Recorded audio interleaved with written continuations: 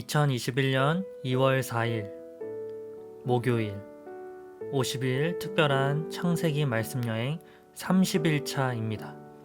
오늘 말씀은 창세기 30장 최소영 권사님께서 말씀을 낭독해 주시겠습니다. 하나님의 말씀을 경청하십시오. 창세기 30장. 라헬이 자기가 야곱에게서 아들을 낳지 못함을 보고 그의 언니를 시기하여 야곱에게 이르되 내게 자식을 낳게 하라. 그렇지 아니하면 내가 죽겠노라. 야곱이 라헬에게 성을 내어 이르되 그들을 임신하지 못하게 하시는 이는 하나님이시니 내가 하나님을 대신하겠느냐. 라헬이 이르되 내 여종 비라에게로 들어가라. 그가 아들을 낳아 내 무릎에 두리니 그러면 나도 그로 말미암아 자식을 얻겠노라 하고 그의 시녀 비라를 남편에게 아내로 주매 야곱이 그에게로 들어갔더니 비라가 임신하여 야곱에게 아들을 낳은지라.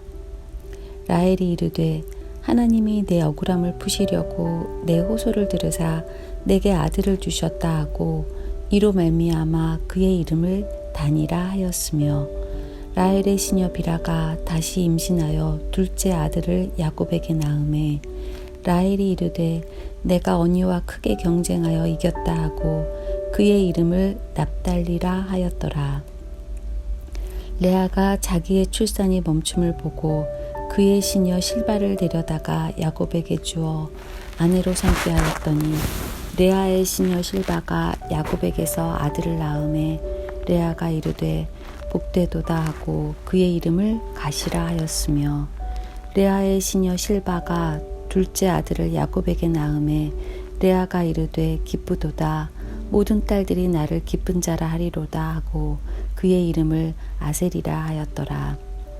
밀 거둘 때 르우벤이 나가서 들에서 합 한 채를 얻어 그의 어머니 레아에게 드렸더니 라헬이 레아에게 이르되 언니의 아들의 합한 채를 청구하노라. 레아가 그에게 이르되 내가 내 남편을 빼앗은 것이 작은 일이냐. 그런데 내가 내 아들의 합한 채도 빼앗고자 하느냐.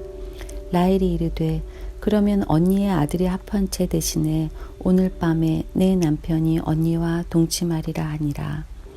저물 때 야곱의 들에서 돌아오매 레아가 나와서 그를 영접하며 이르되 내게로 들어오라. 내가 내 아들의 합한 채로 당신을 샀노라. 그 밤에 야곱이 그와 동침하였더라. 하나님이 레아의 소원을 들으셨으므로 그가 임신하여 다섯째 아들을 야곱에게 낳은지라. 레아가 이르되 내가 내 시녀를 내 남편에게 주었으므로 하나님이 내게 그 값을 주셨다 하고 그의 이름을 이사가리라 하였으며 레아가 다시 임신하여 여섯째 아들을 야곱에게 낳은지라. 레아가 이르되 하나님이 내게 후한 선물을 주시도다. 내가 남편에게 여섯 아들을 낳았으니 이제는 그가 나와 함께 살리라 하고 그의 이름을 스불론이라 하였으며 그 후에 그가 딸을 낳고 그의 이름을 디나라 하였더라. 하나님이 라헬을 생각하신지라. 하나님의 그의 소원을 들으시고 그의 태를 여셨으므로 그가 임신하여 아들을 낳고 이르되 하나님이 내 부끄러움을 씻으셨다 하고 그 이름을 요셉이라 하니 여호와는 다시 다른 아들을 내게 더하시기를 원하노라 하였더라.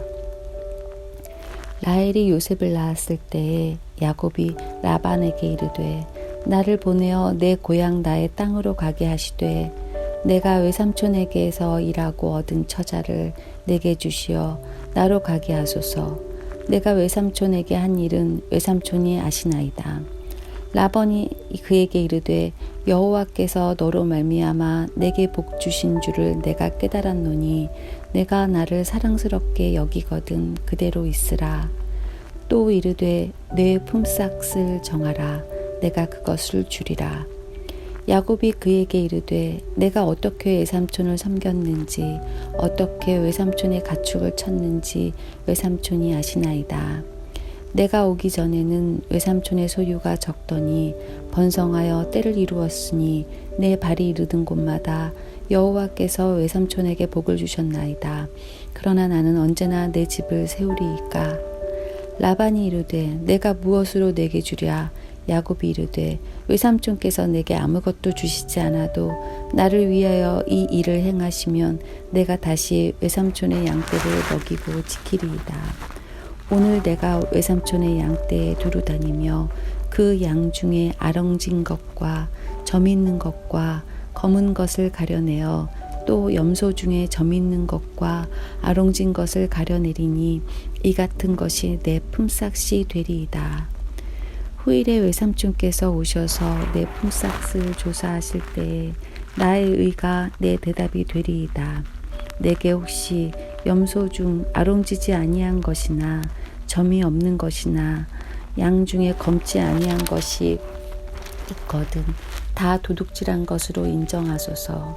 라반이 이르되 내가 내 말대로 하리라 하고 그날에 그가 숫 염소 중 얼룩무늬 있는 것과 점 있는 것을 가리고 암염소 중 흰 바탕에 아롱진 것과 점 있는 것을 가리고 양 중에 검은 것들을 가려 자기 아들들의 손에 맡기고 자기와 야곱의 사이를 사흘길이 뜨게 하셨고 야곱은 라반의 남은 양떼를 치니라.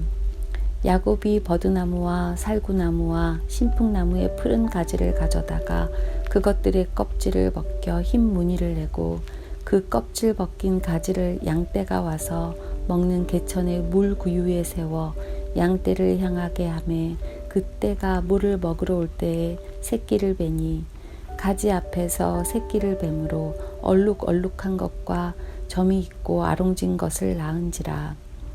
야곱이 새끼 양을 구분하고 그 얼룩무늬와 검은빛 있는 것을 라반의 양과 서로 마주보게 하며 자기 양을 따로 두어 라반의 양과 섞이지 않게 하며 튼튼한 양이 새끼 뵐 때에는 야곱이 개천에다가 양떼의 눈앞에 그 가지를 두어 양이 그 가지 곁에서 새끼를 베게 하고 약한 양이면 그 가지를 두지 아니하니 그렇게 함으로 약한 것은 라반의 것이 되고 튼튼한 것은 야곱의 것이 된지라.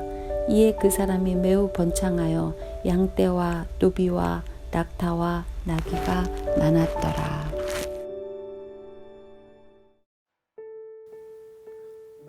오늘 말씀은 한편의 펜트하우스 드라마를 본 듯한 느낌입니다. 레아와 라헬의 자매 배틀과 지금까지 속여온 라반을 떠나기 위해 손해를 보면 보겠다는 강력한 의지를 보여주는 야곱의 이야기까지 어떻게 보면 평범한 일상이면서 동시에 스펙타클한 이야기가 담겨져 있습니다. 그에 반해 하나님께서는 엄청난 비중으로는 등장하지 않으시는 본문입니다. 어쩌면 오늘 본문도 아브라함, 이삭, 야곱, 믿음의 계보의 이야기에서 부끄럽다면 부끄러운 이야기가 담겨져 있는 이유는 무엇일까요? 오늘 말씀을 통해 알아야 할 하나님의 속성과 우리의 배워야 할 자세가 나와 있습니다. 첫 번째는 우리가 어떠하든지 간에 하나님께서는 하나님의 계획을 이루어 가신다는 것입니다. 남편의 사랑을 받아 자식을 낳고자 끊임없이 서로 질투하고 못 잡아먹어서 안달인 자매로서의 최악의 모습을 보여인 레아와 라헬, 그리고 뛰는 놈 위에 나는 놈 있듯이 그렇게 열심히 일한 야곱을 위해 조금도 내어주지 않으려고 발버둥치는 라반과 그 라반을 다시 등쳐먹기 위해 온갖 술수를 쓰는 야곱. 인간사를 통해서는 하나님의 계획을 찾을래야 찾을 수 없는 상황 속에서 하나님은 계속해서 아브라함과 이삭, 야곱에게 말씀하신 그 약속을 이루어 나가고 계십니다. 4명의 여자에게서 나온 아들들을 통해서 12지파를 만들 것이고 야곱을 라반을 떠나 다시 베들로 돌아가게 하시는 하나님의 계획은 묵묵히 그 길을 걸어가고 있습니다. 어쩌면 오늘 나의 인생이 레아와 라헬과 같을지라도 라반과 야곱과 같을지라도 그래서 이런 연약한 인간의 한계에 부딪혀 의기소침하고 있다면 자책하고 있다면, 나 때문에, 나의 죄 때문에 하나님께 죄송한 마음으로 아담처럼 숨어 있다면 그 또한 교만일지도 모르겠습니다. 우리의 어떠한 연약함도 하나님의 약속을 이루시는 데는 방해가 되지 않습니다. 하나님은 하나님의 약속을 계속 이루어 나갈 것입니다. 그렇다면 우리는 우리가 어떠하든지 간에 상관없기 때문에 막 살아도 되는 것인가? 이때 우리는 두 번째를 기억해야 합니다. 우리가 하나님께로 받은 은혜를 기억한다면 그렇게 살 수 없습니다. 어제 오늘 말씀에 보면 여호와께서 레아가 사랑받지 못함을 보시고 그의 태를 여셨으나 하나님이 라헬을 생각하신지라 하나님이 그의 소원을 들으시고 그의 태를 여셨으므로 여호와께서 야곱에게 이르시되 내 조상의 땅 내 족속에게로 돌아가라 내가 너와 함께 있으리라 하신지라. 하나님께서는 항상 지켜보시고 그 마음과 상황을 아시고 인도해 주시는 분으로 나오십니다. 오늘 레아, 라헬, 야곱의 말씀에 나타난 하나님께서 오늘도 동일하게 우리 하나님이 되어주시고 우리를 그렇게 인도하고 계십니다. 우리가 그 은혜를 받은 자, 누리는 자들이라면 그 은혜로 우리는 하나님이 원하시는 삶으로 초대 가운데 반응하고 그 삶을 살아갈 수밖에 없습니다. 우리 모두는 이 두 가지 사이에서 살아갑니다. 하나님의 약속을 이루어가는 역사 속에서 우리의 연약한 행동으로 그 약속이 좌지우지 되지는 않지만 그렇다고 해서 그렇게만 막 살게 내버려 두지 않으시는 인도하시는 하나님의 은혜 속에서 우리는 살아간다는 말입니다. 오늘 말씀을 기억하며 기도하겠습니다. 하나님은 신실하십니다. 신실하셔서 그 어떤 상황과 조건 속에서도 선한 길로, 즉 하나님의 계획과 섭리로 이 모든 것을 운영하심을 믿습니다. 우리의 연약함을 뛰어넘으시는 능력의 하나님을 찬양합니다. 그런 하나님께서 우리를 계속해서 그 약속을 이루시기 위해 찾아오시고 말씀해 주시고 하나님의 약속의 성취의 동역자로 세워주시는 은혜를 또한 깨닫습니다. 그 은혜를 받은 자 오늘 주님을 위해 이 하루를 사랑합니다. 은혜를 더하여 주옵소서. 예수님의 이름으로 기도합니다. 아멘. 지금 들으시는 찬양은 저번 주 주일에 불렀던 463장 신자 되기 원합니다 입니다. 진정한 신자의 자세가 무엇인지 돌아보며 하나님의 은혜를 받은 자로 어떻게 살아갈지 고민하고 결단하는 시간이 되기를 소망합니다.